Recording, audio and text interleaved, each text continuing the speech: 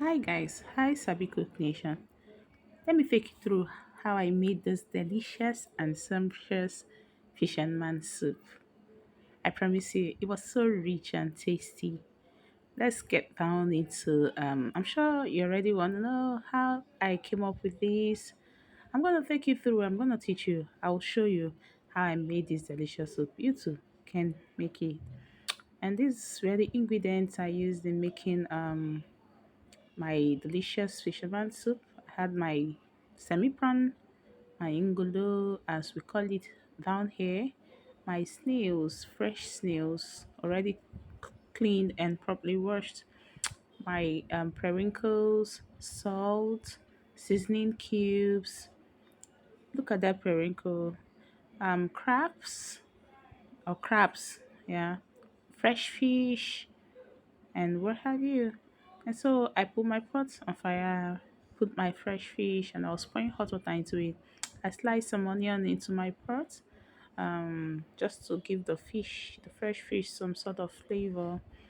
And then I covered it to cook for a while before I poured in my puree. This puree is made of onion, pepper, fresh pepper, crayfish, and some native spice.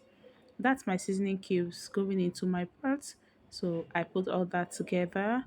And this is the head of my prawns. Like the head of the prawns, I had to blend it and extracted the flavor in form of juice.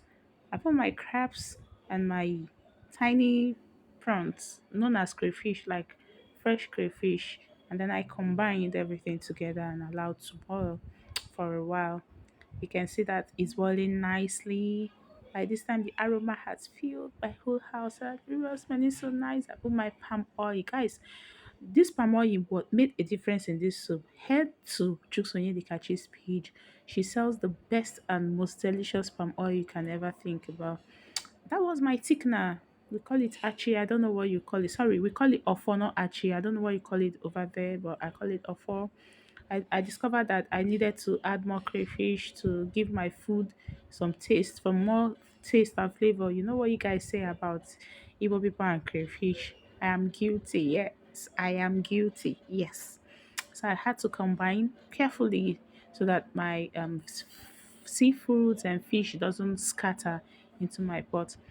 I had to add in my prawns. It's called tiger prawns, but these are not quite big enough to be called tiger prawns, but they are prawns all the same.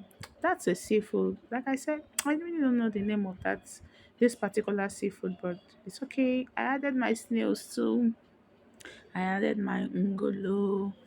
Guys, I love this ngolo so much. Like it makes my food interesting. Let me just put it that way.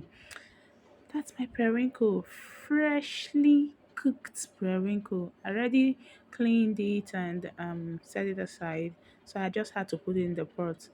Guys, at this point, Sabi Cook Nation, feel free to call EFCC.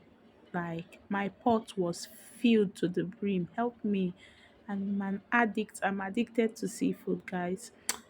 I had to turn my seafood into a bigger pot, as you can see, because that pot was filled to the brim. I didn't know it was going to fill it.